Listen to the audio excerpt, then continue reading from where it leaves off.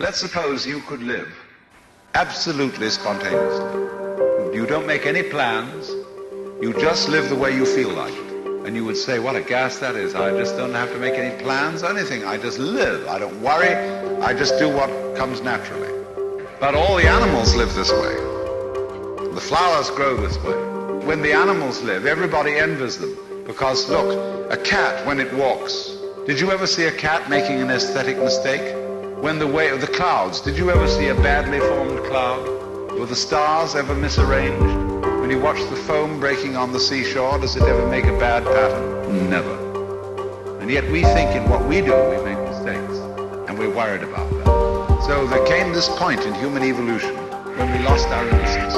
When we lost this thing that the cats and the flowers had to think about it. And had to purposely arrange and discipline and push our lives around in accordance with foresight and words and systems of symbols, accountancy, calculation, and so on. And then we worry.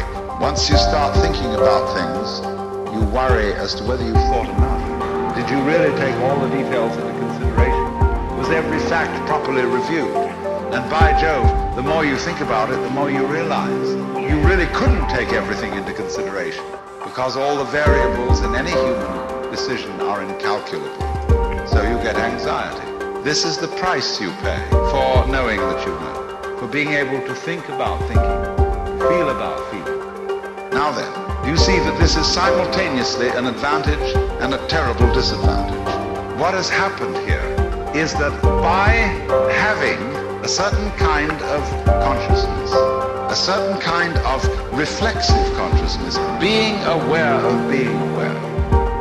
So, if you awaken from this illusion, and you understand that black implies white, self implies other, life implies death, or shall I say, death implies life, you can conceive yourself, feel yourself, not as a stranger in the world, not as something here on sufferance, on probation, not as something that has arrived here by fluke, but you can begin to feel your own existence as absolutely fundamental. What you are basically, deep, deep down, far, far in, is simply the fabric and structure of existence itself. Reality itself is gorgeous. It is the fullness of total joy. Wow-wee.